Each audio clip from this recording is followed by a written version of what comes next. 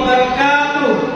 Yang terhormat Bapak Ibu dosen penilai uji kinerja, perkenalkan nama saya Budalinas NIM 2402080522. Saya guru fikih di MIN 2 Jeneponto sekaligus sebagai mahasiswa PPG dalam jabatan batch 1 tahun 2025 LPTK IAIN Palopo. Pada video ini saya akan membawakan materi tentang haji. Materi ini merupakan materi kelas 5 semester genap tahun pelajaran 2024-2025. Dan pada pembelajaran ini saya menggunakan model pembelajaran problem based learning. Seperti apa videonya? Mari kita simak bersama-sama.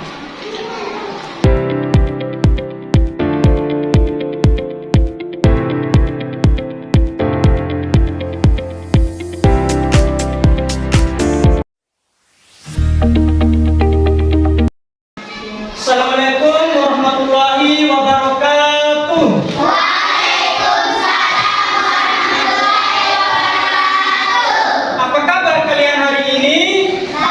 Baik, sehat, semangat, cerdas, ceria, luar biasa.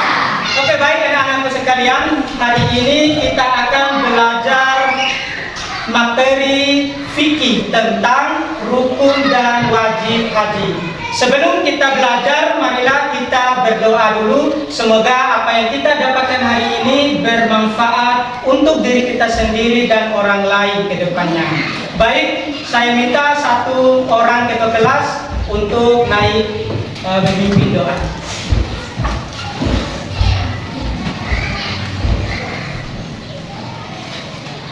Said, Yaman, Salaman, Assalamualaikum warahmatullahi wabarakatuh. Idris, mari kita membaca doa sebelum belajar.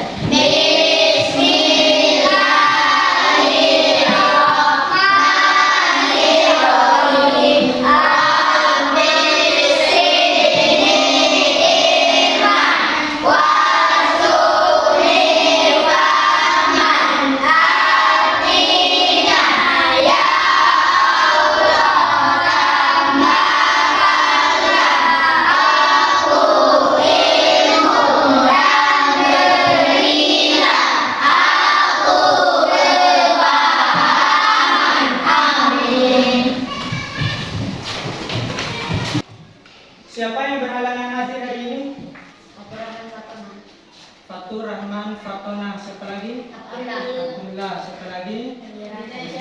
Ini sakit atau izin ini?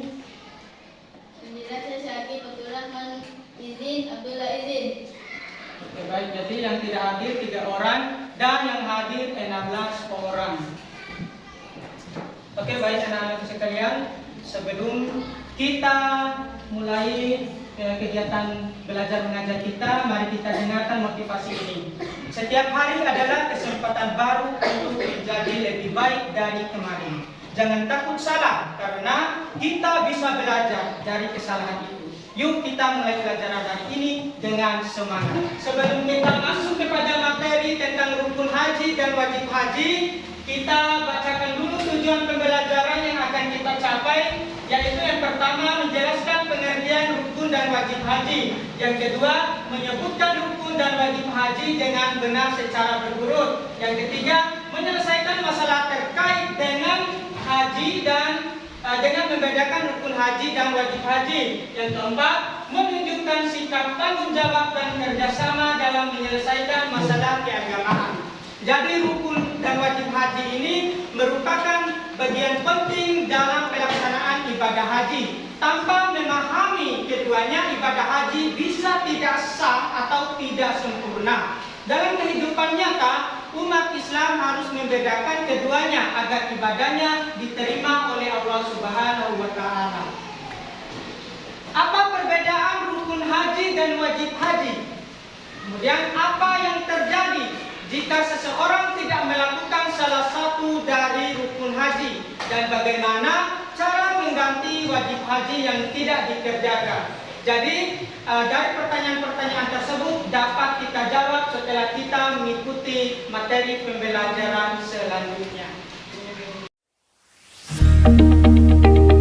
Baik anak-anakku sekalian, sebagai stimulus awal, mari kita simak video berikut ini. Pak Ahmad berniat menunaikan ibadah haji dari mikat. Sesampainya di Mina, Pak Ahmad merasa tidak enak badan dan jatuh sakit. Karena sakit, Pak Ahmad tidak mampu melontar jumrah. Kemudian Pak Ahmad berkonsultasi dengan pembimbing haji untuk mencari solusi. Apakah hajinya sah? Jadi dalam kasus tadi, salah seorang jemaah haji yang bernama Pak Ahmad berhalangan untuk melaksanakan salah satu wajib haji, yaitu melempar jumroh karena sakit. Jadi pertanyaannya, apakah hajinya sah apa tidak? Nanti siswa akan dibagi ke dalam 4 kelompok. Jadi untuk pembagian kelompok ini, mari kita adakan satu permainan sambil ice breaking. Saya akan arahkan anak-anak untuk menyanyikan lagu haji, kemudian sambil berkeliling mejanya. Kemudian apabila saya menyebut kata bencak, anak-anak mencari temannya 3 orang. Apabila saya menyebut kata mobil, mencari temannya 4 orang. Dan apabila saya menyebut kata motor, anak-anak menggandeng salah satu temannya jadi 2 orang. Oke, baik, kita mulai. 1, 2, 3. Saya mau ke Mekah berkeliling Ka'bah sambil baca talbiyah dan wukuf di Arafah, lalu melempar jumroh, lurus ke Aqabah, sa'i dari Safa ke Marwah.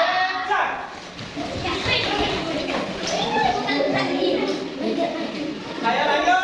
Allah Maha Penyayang, sayangnya tak terbilang, Allah Maha Pengasih, tak pernah pilih kasih, Allah yang Maha Tahu tanpa diberitahu.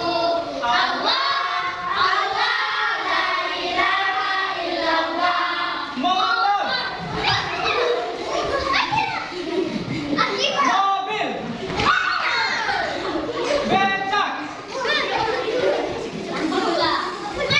motor, mobil. Jadi ini kelompok 1, kelompok 2, kelompok 3, kelompok 4. Kelompok 4 di sini. Kelompok 1, kelompok 2 di sini, kelompok 3 di sini.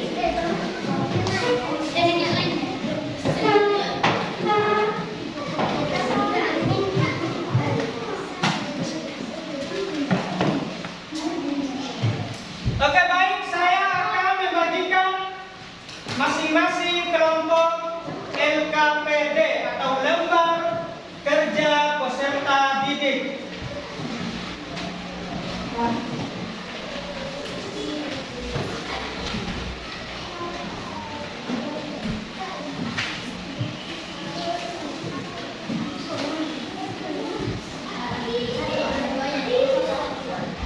Jadi untuk LKPD 1, masing-masing kelompok menjawab pertanyaan dan 3 pertanyaan ini.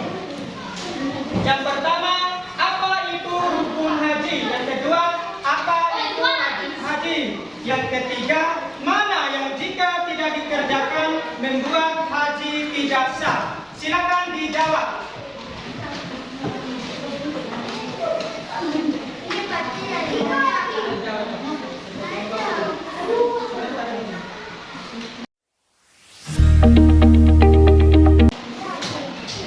Oke, saya pakai gambar di sini.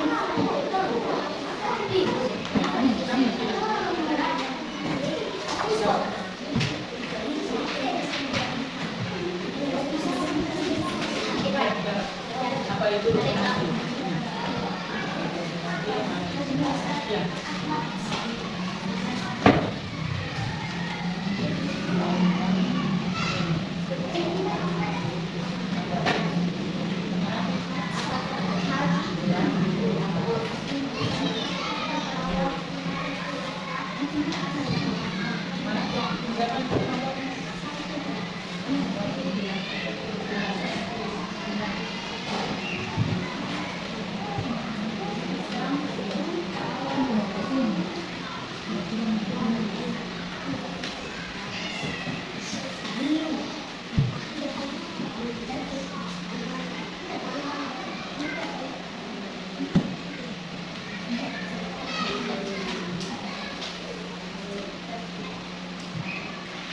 Kemudian LKPD 2, berdasarkan kasus Pak Ahmad, apakah haji Pak Ahmad sah apa tidak?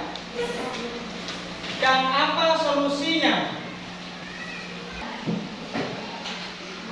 Oke, sudah semua? Baik, sebelum saya persilakan kepada kelompok masing-masing untuk mempresentasikan hasil kerjanya, kita simak dulu video berikut ini. Dalam ibadah haji, ada rukun haji dan juga wajib haji. Yang dimaksud dengan rukun haji adalah perbuatan yang harus dikerjakan pada waktu pelaksanaan ibadah haji dan tidak dapat diganti dengan membayar denda atau dam. Jika salah satu rukun haji ditinggalkan, maka hajinya tidaklah sah. Yang termasuk ke dalam rukun haji adalah yang pertama ihram, 2 wukuf di Arafah, 3 tawaf ifadah, 4 sa'i, 5 tahallul, dan yang keenam tertib. Yang dimaksud dengan ihram adalah berniat melaksanakan haji dan memakai pakaian ihram. Adapun niat haji adalah nawaitul hajja wa ahramtu bihi lillahi ta'ala labbaik Allahumma hajja, yang artinya saya berniat haji dan berihram karena Allah Ta'ala, aku penuhi panggilanmu dengan haji. Adapun pakaian ihram untuk laki-laki ada 2 helai kain berwarna putih dan tidak berjahit. Yang mana untuk laki-laki tidak boleh memakai pakaian yang berjahit, memakai alas kaki yang menutup, kemudian memakai tutup kepala dan memakai wangi-wangian. Adapun pakaian ihram untuk perempuan adalah seperti halnya mukena yang berwarna putih. Untuk perempuan tidak boleh memakai wangi-wangian, memakai penutup tangan, memakai niqab, cadar ataupun masker. Rukun haji berikutnya adalah wukuf. Wukuf adalah hadir di padang Arafah dari tergelincirnya matahari atau sekira waktu zuhur pada tanggal 9 Zulhijjah sampai dengan terbit fajar pada tanggal 10 Zulhijjah. Yang selanjutnya adalah tawaf ifadah. Tawaf adalah mengelilingi Ka'bah sebanyak 7 putaran, dimulai dari Hajar Aswad dengan posisi Ka'bah berada di sebelah kiri. Artinya, putaran tawaf melawan arah jarum jam. Yang selanjutnya ada sa'i. Sa'i adalah berjalan antara Bukit Sofa dan Marwah sebanyak 7 kali. Dimulai dari Bukit Sofa, kemudian ke Marwah, dan dari Marwah ke Sofa. Dari Sofa ke Marwah dihitung 1 kali, dan dari Marwah ke Sofa dihitung 1 kali juga. Setiap melintas di antara 2 pilar hijau, bagi pria disunahkan berlari-lari kecil, dan bagi perempuan cukup berjalan biasa sambil berdoa. Rukun haji berikutnya adalah tahallul. Tahallul yaitu mencukur rambut sekurang-kurangnya 3 helai. Tahallul dalam ibadah haji terbagi 2, yakni tahallul awal dan tahallul tsani. Seseorang boleh melaksanakan tahallul awal apabila sudah melaksanakan 2 amalan dari amalan berikut. 1. Melempar jumrah Aqabah pada tanggal 10 Zulhijjah. 2. Mencukur rambut. 3. Tawaf ifadah dan sa'i. Seseorang yang sudah tahallul awal terbebas dari larangan ihram kecuali berhubungan suami istri. Apabila ketiga amal di atas sudah dilaksanakan, maka termasuk tahallul tsani dan terbebas dari semua larangan ihram. Dan yang terakhir adalah tertib. Yang dimaksud tertib di sini adalah melaksanakan rukun-rukun haji sesuai dengan urutannya. Yang pertama dilakukan pertama dan yang terakhir dilakukan terakhir. Selanjutnya ada wajib haji. Yang dimaksud dengan wajib haji adalah rangkaian kegiatan yang harus dilaksanakan dalam ibadah haji. Jika salah satu atau sebagian wajib haji ditinggalkan, ibadah hajinya tetap sah tetapi harus membayar dam atau denda. Yang termasuk ke dalam wajib haji adalah 1. Ihram dari miqat, 2. Mabit di Muzdalifah, 3. Jumrah Aqabah, 4. Mabit di Mina, 5. Melempar 3 jumrah yakni ula, wusta, dan Aqabah, 6. Tawaf wada, dan 7. Meninggalkan larangan haji. Yang pertama dari wajib haji adalah ihram dari miqat. Miqat haji ada 2 macam, yaitu miqat zamani dan miqat makani. Mikot zamani adalah batas waktu musim haji. Menurut mayoritas ulama, mikot zamani dimulai pada tanggal 1 Syawal sampai terbit fajar pada tanggal 10 Dzulhijjah. Sedangkan mikot makani adalah batas tempat untuk memulai ihram haji dan umrah. Yang kedua dari wajib haji adalah mabit atau bermalam di Muzdalifah. Mabit di Muzdalifah dilakukan dari maghrib hingga subuh pada tanggal 10 Dzulhijjah. Ketika di Muzdalifah, para jemaah haji mengambil kerikil untuk pelaksanaan jumroh. Yang ketiga, melempar jumroh Aqabah. Melontar jumroh Aqabah dilaksanakan pada tanggal 10 Dzulhijjah sebanyak 7 kali. Setiap kali melempar jumroh harus dengan mengangkat tangan dan berdoa, Allahu Akbar, Allahumma ij'alhu hajjan mabruran wa dzanban maghfuran. Selanjutnya adalah mabit di Mina. Bermalam di Mina dilaksanakan pada hari tasyrik atau pada tanggal 11, 12, atau tanggal 13 Dzulhijjah. Yang kelima, melempar ketiga jumroh. Prosesi jumroh yang tiga ini dilaksanakan pada hari tasyrik dan harus berurutan dari ula, wusto, dan aqabah. Masing-masing jumroh dilakukan sebanyak 7 kali. Yang keenam, tawaf wada. Tawaf wada adalah tawaf ketika ingin meninggalkan kota Mekah. Yang terakhir dari wajib haji adalah menjauhi segala hal yang dilarang ketika melaksanakan ibadah haji. Baik anak-anak sekalian, tadi sudah dijelaskan apa itu rukun haji dan wajib haji dan contoh-contohnya. Selanjutnya saya persilakan kelompok 1 untuk mempresentasikan hasil kerjanya di atas. Disilakan.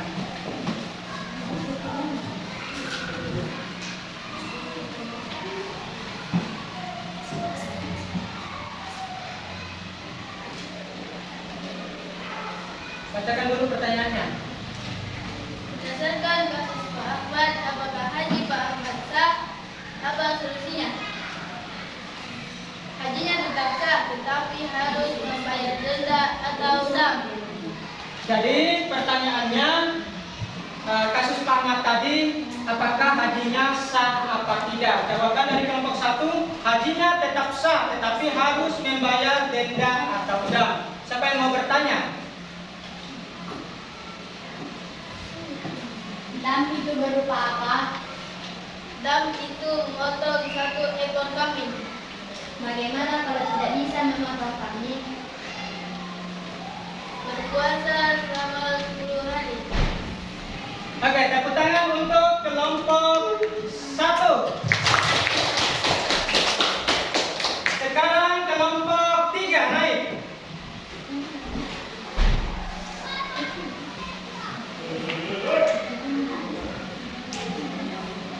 Berdasarkan kasus Pak Ahmad, apakah haji Pak Ahmad sah? Apa solusinya? Jawabannya, Tetap sah, tetapi harus membayar dam atau denda. ada yang mau bertanya?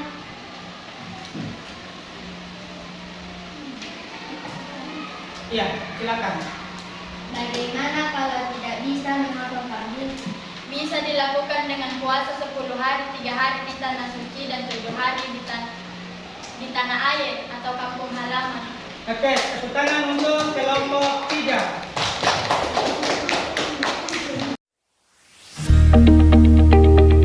Jadi, dam atau denda itu harus dibayar apabila seseorang meninggalkan salah satu dari wajib haji. Pembayaran dam dilakukan sebelum meninggalkan Mekah atau masih dalam perjalanan.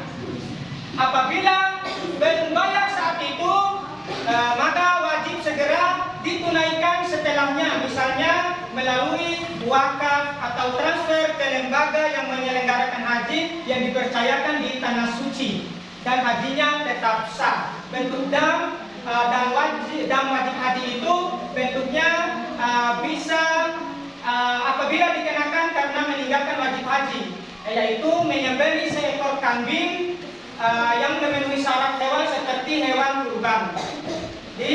Dagingnya dibagikan di tanah suci atau tanah haram di sana.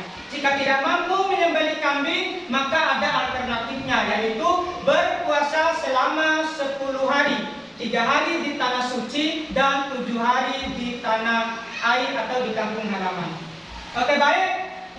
Dari hasil presentasi kelompok-kelompok masing-masing tadi, bisa kita simpulkan bahwa rukun haji itu ada 5. Jadi yang pertama ihram, wukuf di Arafah, tawaf ifadah, sa'i, tahallul.